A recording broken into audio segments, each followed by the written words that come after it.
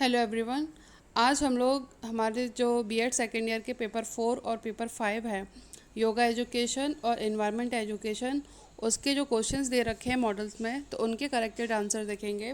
तो first question है हमारा कि भस्त्रिका प्राणायाम का मुख्य लाभ है। आपके ऑप्शन दे रखे हैं कि थायराइड व गले के दोष दूर होते हैं, रक्त शुद्ध होता है, प्राण व मन स्थिर होता है। ये तीनों ही ऑप्शन आपके इसमें सही है। ठीक है, तो इसका जो सही आंसर है वो है उपयुक्त सभी। ठीक है। नेक्स्ट क्वेश्चन है कि शीतली प्राणायाम के अभ्यास से किस दोष से जनित रोग दूर होते हैं।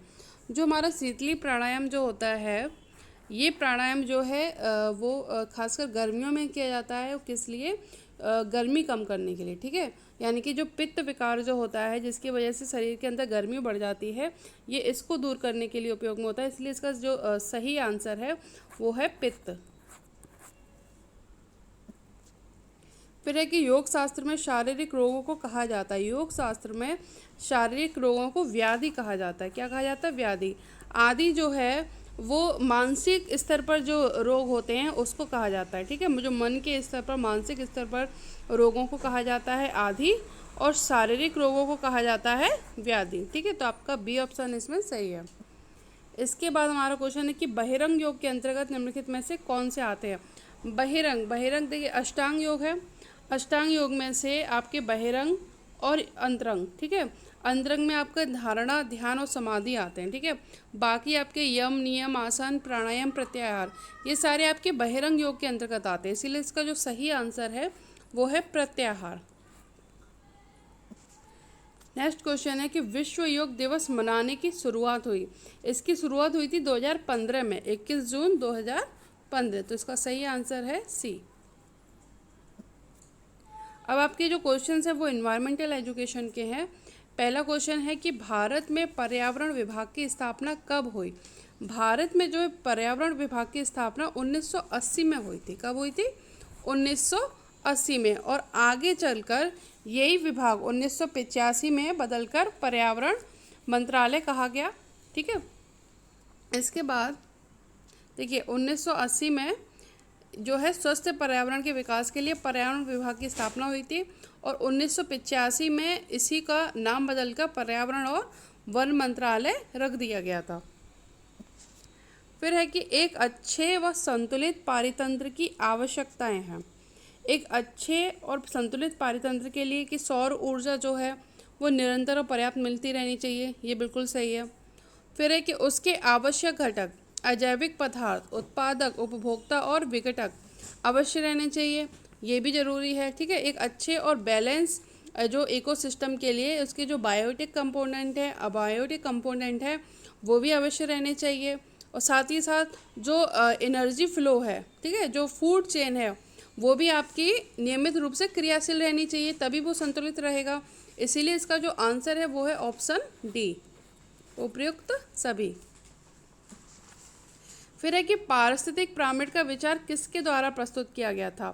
पारिस्थितिक पिरामिड का जो विचार जो है वो चार्ल्स एल्टन द्वारा प्रस्तुत किया गया था। ठीक है, जो लिंडमैन थे, जो आंसर दे रखा है मॉडल में, इन्होंने जो है वो ऊर्जा का 10% का नियम दिया था, जिसके अनुसार जो एनर्जी जो है, जैसे मान लीजिए कि उत्पादकों के पास 100% एनर्जी है, तो उसमें से केवल 10% एनर्जी ही आपके प्रथम जो है उपभोक्ता उनकी तरफ जाएगी। ठीक है, जो ये जो नियम दिया था वो लिंडमैन ने दिया था, लेकिन जो पारिस्थितिक पिरामिड का विचार जो दिया था वो चार्ल्स एल्टन का था। देखिए, the ecological pyramids were developed by Charles Elton, an English zoologist and animal ecologist in 1927। 1927 में इन्होंने, चार्ल्स एल्टन ने जो है आपका पारिस्थितिक पिरामिड का जो है कॉन्सेप्ट दिया था, और इसीलिए इन पिरामिड को हम एल्टोनियन पिरामिड के नाम से भी जानते हैं। ठीक है, इनका जो दूसरा नाम है पारिस्थितिक पिरामिड को हम एल्टोनियन पिरामिड भी कहते हैं। Hello everyone. आज हम लोग हमारे जो बीएड सेकेंड ईयर के पेपर 4 और पेपर 5 है, योगा एजुकेशन और एनवायरनमेंट एजुकेशन, उसके जो क्वेश्चंस दे रखे हैं मॉडल्स में, तो उनके करेक्टेड आंसर देखेंगे। तो फर्स्ट क्वेश्चन है हमारा कि भस्त्रिका प्राणायाम का मुख्य लाभ है। आपके ऑप्शन दे रखे हैं कि थायराइड व गले के दोष दूर होते हैं, रक्त शुद्ध होता है, प्राण व मन स्थिर होता है। ये तीनों ही ऑप्शन आपके इसमें सही है। ठीक है, तो इसका जो सही आंसर है वो है उपर्युक्त सभी। ठीक है, नेक्स्ट क्वेश्चन है कि शीतली प्राणायाम के अभ्यास से किस दोष से जनित रोग दूर होते हैं। जो हमारा शीतली प्राणायाम जो होता है, ये प्राणायाम जो है वो खासकर गर्मियों में किया जाता है। किस लिए? गर्मी कम करने के लिए। ठीक है, यानी कि जो पित्त विकार जो होता है, जिसकी वजह से शरीर के अंदर गर्मी बढ़ जाती है, ये इसको दूर करने के लिए उपयोग में होता है। इसलिए इसका जो सही आंसर है वो है पित्त। फिर है कि योग शास्त्र में शारीरिक रोगों को कहा जाता है। योग शास्त्र में शारीरिक रोगों को व्याधि कहा जाता है। क्या कहा जाता है? व्याधि। आदि जो है वो मानसिक स्तर पर जो रोग होते हैं उसको कहा जाता है। ठीक है, जो मन के स्तर पर, मानसिक स्तर पर रोगों को कहा जाता है आदि, और शारीरिक रोगों को कहा जाता है व्याधि। ठीक है, तो आपका बी ऑप्शन इसमें सही है। इसके बाद हमारा क्वेश्चन है कि बहिरंग योग के अंतर्गत निम्नलिखित में से कौन से आते हैं। बहिरंग, बहिरंग देखिए अष्टांग योग है। अष्टांग योग में से आपके बहिरंग और अंतरंग। ठीक है, अंतरंग में आपका धारणा, ध्यान और समाधि आते हैं। ठीक है, बाकी आपके यम, नियम, आसन, प्राणायाम, प्रत्याहार, ये सारे आपके बहिरंग योग के अंतर्गत आते हैं। इसीलिए इसका जो सही आंसर है वो है प्रत्याहार। नेक्स्ट क्वेश्चन है कि विश्व योग दिवस मनाने की शुरुआत हुई। इसकी शुरुआत हुई थी 2015 में, 21 जून 2015। तो इसका सही आंसर है सी। अब आपके जो क्वेश्चन है वो इन्वायरमेंटल एजुकेशन के हैं। पहला क्वेश्चन है कि भारत में पर्यावरण विभाग की स्थापना कब हुई। भारत में जो है पर्यावरण विभाग की स्थापना 1980 में हुई थी। कब हुई थी? 1980 में। और आगे चलकर यही विभाग 1985 में बदलकर पर्यावरण मंत्रालय कहा गया। ठीक है, इसके बाद देखिए 1980 में जो है स्वस्थ पर्यावरण के विकास के लिए पर्यावरण विभाग की स्थापना हुई थी, और 1985 में इसी का नाम बदलकर पर्यावरण और वन मंत्रालय रख दिया गया था। फिर है कि एक अच्छे व संतुलित पारितंत्र की आवश्यकताएं हैं। एक अच्छे और संतुलित पारितंत्र के लिए कि सौर ऊर्जा जो है वो निरंतर और पर्याप्त मिलती रहनी चाहिए, ये बिल्कुल सही है। फिर है कि उसके आवश्यक घटक, अजैविक पदार्थ, उत्पादक, उपभोक्ता और विघटक अवश्य रहने चाहिए, ये भी ज़रूरी है। ठीक है, एक अच्छे और बैलेंस जो इकोसिस्टम के लिए उसके जो बायोटिक कंपोनेंट है, अबायोटिक कंपोनेंट है, वो भी अवश्य रहने चाहिए। और साथ ही साथ जो एनर्जी फ्लो है, ठीक है, जो फूड चेन है, वो भी आपकी नियमित रूप से क्रियाशील रहनी चाहिए, तभी वो संतुलित रहेगा। इसीलिए इसका जो आंसर है वो है ऑप्शन डी, उपयुक्त सभी।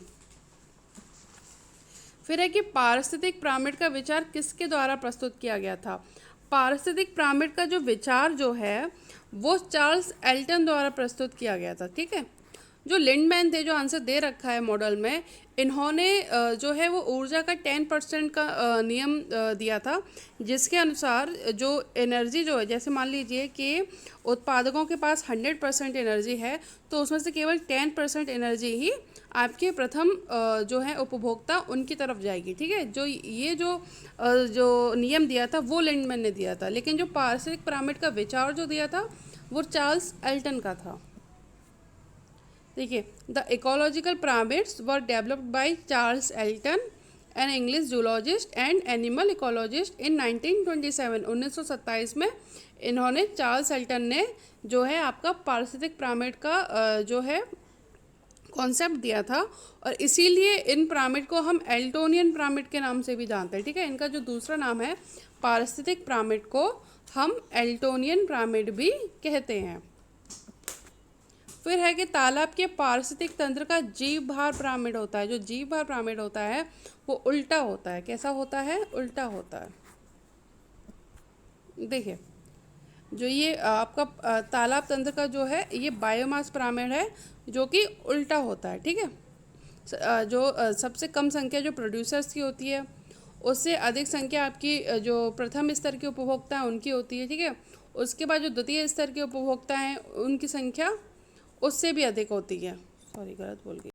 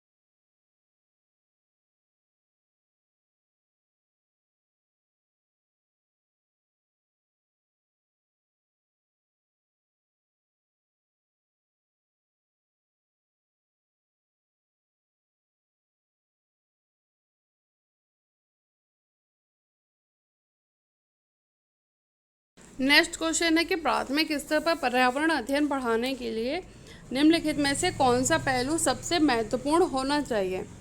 तो प्राइमरी लेवल के बच्चों की बात हो रही है। प्राइमरी लेवल के बच्चों को हमको पर्यावरण पढ़ाना है, तो उनके लिए जो सबसे ज़्यादा ज़रूरी है वो है कि सीखने वाले को प्राकृतिक और सामाजिक सांस्कृतिक पर्यावरण से जोड़ना। ठीक है, बाकी सारी चीज़ें तो बाद में आएंगी। सबसे पहले तो ज़रूरी है कि वो जो प्राकृतिक और सामाजिक संस्कृति जो है वो उस पर्यावरण से जुड़ें। ठीक है, उनको वो चीज़ सिखाना। तो ऑप्शन सी आपका इसमें सही है। उसके बाद क्वेश्चन है कि निम्नलिखित में क्या पर्यावरण अध्ययन में आकलन के लिए संकेतक नहीं होना चाहिए। वो है याद करना। ठीक है, याद करना जो है वो पर्यावरण अध्ययन में आकलन के लिए संकेतक नहीं होना चाहिए। फिर क्वेश्चन है कि गलत योगुम का चयन कीजिए। वो आपका आंसर सही दे रखा है। ये मिजोरम में नहीं है। अब मिजोरम में नहीं है तो कहाँ पर है? ये आपका मेघालय के अंतर्गत है। ठीक है, जो नोकरेक बायोस्फीयर रिजर्व है ये आपका कहाँ पर स्थित है? ये आपका जो है मेघालय के अंतर्गत स्थित है।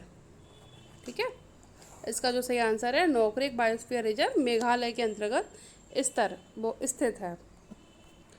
क्वेश्चन ये सेम क्वेश्चन है, दो बार दिया है और दोनों बार आंसर गलत दिया है। तो असम का प्रसिद्ध एक सींग वाले गैंडे वाला वन्य जीव अभयारण्य कौन सा है? वो है काजीरंगा। ठीक है, ऑप्शन बी। मानस आपका असम में ही आता है, लेकिन जो काजीरंगा जो है वो विशेष रूप से एक सींग वाले गैंडे के लिए ही प्रसिद्ध है। ठीक है, फिर है आपका कि संरक्षित समृद्ध विकास यानी कि सस्टेनेबल डेवलपमेंट की जो संकल्पना है सर्वप्रथम किस सम्मेलन में की गई थी? ये सबसे पहले जो है वो रियो डी जेनेरियो में की गई थी। ठीक है, कहाँ की गई थी? रियो डी जेनेरियो में 1992 में। जो यूनाइटेड नेशन है इनकी कॉन्फ्रेंस हुई थी 1992 में रियो डी जेनेरियो में। उसी जो बैठक में सबसे पहले सस्टेनेबल डेवलपमेंट का कॉन्सेप्ट रखा गया था। ठीक है, नेक्स्ट क्वेश्चन है आपका कि आईईईपी का पूर्ण रूप है। जो आईईईपी का पूर्ण रूप है वो है आपका international environmental education programme. Option B आपका इसमें सही है। ठीक है, जो फुल फॉर्म होती है आईईईपी की वो होती है international environmental education programme. Option B. Next है कि जलवायु परिवर्तन एक्शन प्लान जारी करने वाला भारत का प्रथम राज्य वो है दिल्ली। ठीक है, उत्तराखंड नहीं है, दिल्ली है। जो सबसे पहले जो दिल्ली ने 30 जून 2008 को जो है जलवायु परिवर्तन एक्शन प्लान जारी किया था। ठीक है, option D option C Delhi.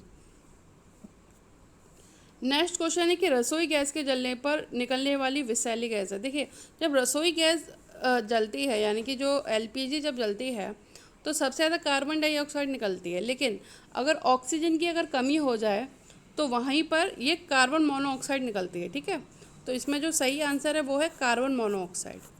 Option B.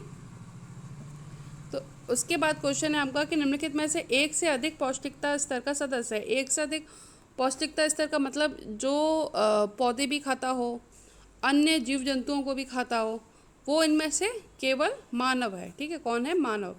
Option D. ठीक है, मानव सर्वाहारी कहा जाता है। तो ये आपके क्वेश्चन योगा एजुकेशन और एनवायरमेंटल एजुकेशन के थे, जो मॉडल में इसके गलत आंसर दिए हैं। बाकी आपके जो री एग्ज़ाम की जो क्वेश्चंस पेपर है उनको भी मैं चेक करके बता दी हूँ आपको कि सही आंसर कौन से हैं, या जो भी आपके गलत दिए होंगे उनको ठीक करके मैं आपको बता दूँगी। ठीक है, आप लोग पढ़ाई कीजिए। धन्यवाद।